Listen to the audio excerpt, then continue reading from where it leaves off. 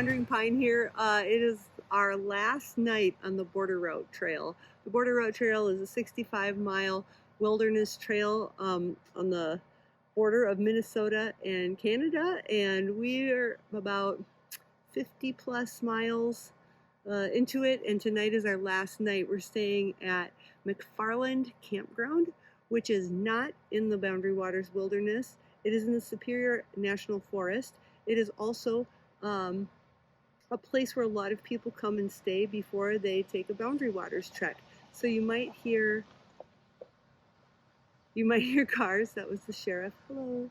You might hear cars, you might hear a generator, but I'm going to take you through my gear. That's what you're here for. You want to see what I brought on this trip. Now this trip is a little different than my last video because I had a sub 25 pack weight and a sub 15 base weight, which is technically ultralight, and that's with 5 days of food and 1 liter of water. And I'm going to show you some of the gear choices. Now granted, our weather range between 50 and 70 degrees, so it's warmer than my last gear video trip, but I'm going to show you, because I'm literally unpacking tonight, what I've got in the bag.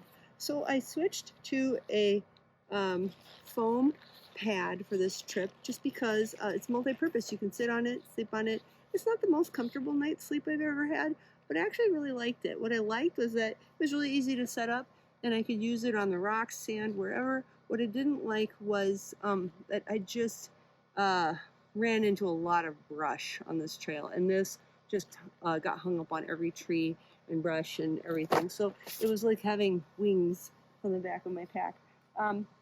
Normally when you're backpacking, you don't want to pack duplicate items. I did sneak a little piece of this old foam pad just to give a little padding under my hips as well as the seats. So that was actually nice, gave me a little bit more support where that mattress does not. What's next? Let's open it up. Actually, the front pocket, I'm going to show you that first. That's where my map goes. I brought the official BRT map. I also brought Keith Mermel's Boundary Waters map with a pair of reading glasses. Makes for good reading before bed and also for navigation. So that's always in the front pocket. Got a raincoat, got a rain skirt. I did not expect lots of rain on this trip, so I did not bring the rain pants. That's all that I have in my front pocket. The side pocket, I've always got my water filtration handy. Got a couple extra lids in case I lose one, and that's what I got there.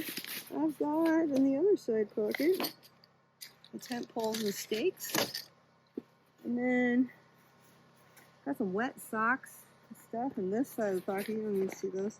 I debated. This is an item that I went back and forth on. I have some camp shoes. Some people don't use them.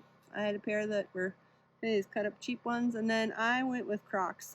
These are not official Crocs, but they're 10 ounces, but I really wanted to cover my toes, and I was glad because you don't want to stub your toe and do something bad to your toes while you're in the wilderness. And these were great for water crossings or just breaks, taking your shoes off, but they always go on the top of my pack. I don't hang them on the outside. I usually just stuff them on top. Inside my pack, I've got a trash compactor bag, and I do that to keep everything waterproof. And I put 2 bags in, and sometimes I put everything in both bags, and sometimes use a rubber band. I twist it around, fold it over, rubber band on the top. And sometimes I put things in both bags. Sometimes I just try to keep things separated. These are my pant legs, so those are in there. I got shorts. This is usually my bathroom kit is in the front pouch. I was expecting some rain, so I tucked it in. I think it's waterproof, but that's my bathroom bag. And I brought a windbreaker on this trip. Last minute, I counted it as worn gear because it's chilly in the morning. I've got my watercolor kit. It's 11 ounces now. I got this thing way down, and I'm so happy. I didn't have a lot of time to paint on this trip, though, because we had really long days. This was kind of a long, arduous hike, but it was beautiful. But here's my tent. Oh, it's currently attached to something else. Whoopsies. Now, this is one thing that doesn't usually go in the bag. I usually keep this separate, especially if it's wet. But this is my tent, 2-person tent. It's great. Lots of room for me and my gear. This is my 10 essentials bag. My electronics are in here also, but I've got fire starter, just some stuff in here, and safety whistle. I also carry a whistle. I always wear this around my neck, so I have one on me. This is my super loud whistle. But I'll send my packing list. You can see exactly what's in that bag if you want to, and also what's in my first aid kit. I always keep that right on top. It slipped down, but their first aid kit should be very accessible in your bag. Here's my sack filled with an op sack. It's a plastic bag that is scent proof. And you hang this in a tree. Do it right. You got to make sure that you're following the rules, but this is very effective for keeping bears and critters away. And this is just what's left. For my trip, and food is usually the heaviest. Oh, my electronics. There we go. I put everything in a little op sack just to keep it nice and dry. But that's my extra battery. I use like an Anchor battery. An extra shirt for sleeping, merino wool tee. I like to have sleep clothes. And then this bag that has my sleep socks in it. Oh, and my wallet. I'm going to need that to pay for camp tonight. The McFarland Campsite is not free. You have to pay for camp, and right on cue. Hey goat, do you need some money? Yeah. She needs money for camping tonight. That was perfect timing. Thank you. And then in my second bag, I've got my puppy.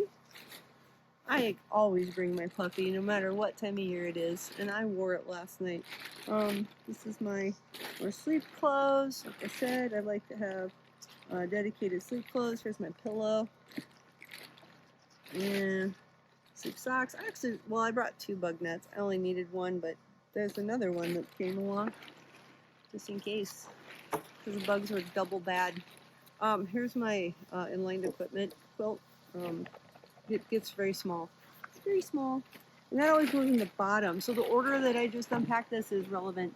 So I always put my my sleeping bag in the very bottom, and then my food bag goes next, and I put that towards my spine.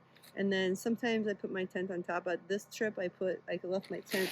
This condenses down. I left it kind of floppy and put that in front of my food bag, and then I stuff all my clothes on the side. And so that's that. What else is in this bag? I brought a bandana. That's about it actually.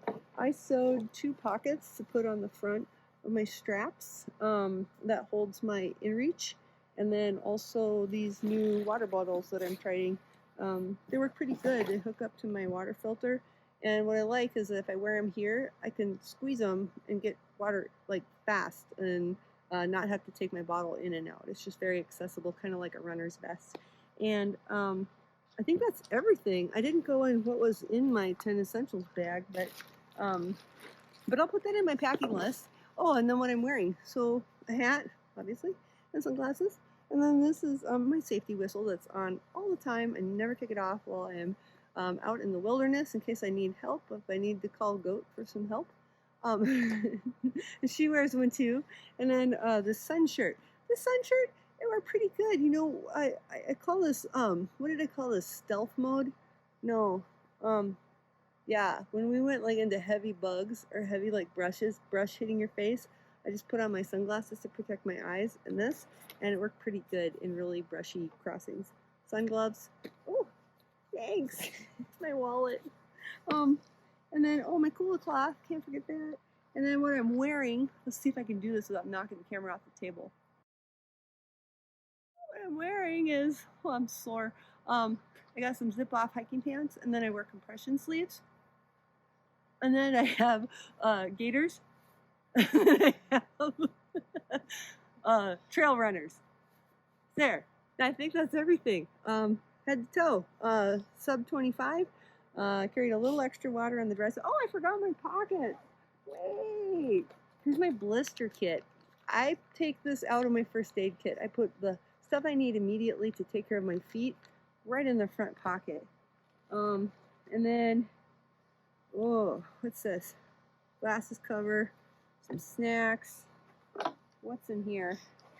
Last but not least, hand sanitizer. You need clean hands. Keep your hands clean. More snacks. And that's it. Oh, I do carry a pair of gloves in my front pocket. If it's raining, I like to put these on, keep my hands from being too wet. So that's it. And I will send a, I'll put this in a blog post, the full gear list. You can check out my other video that showed what I brought to Isle Royale. Last night at camp, I did an unpack there. And you can check all this out on wanderingpine.com and then also my YouTube. Thanks for watching.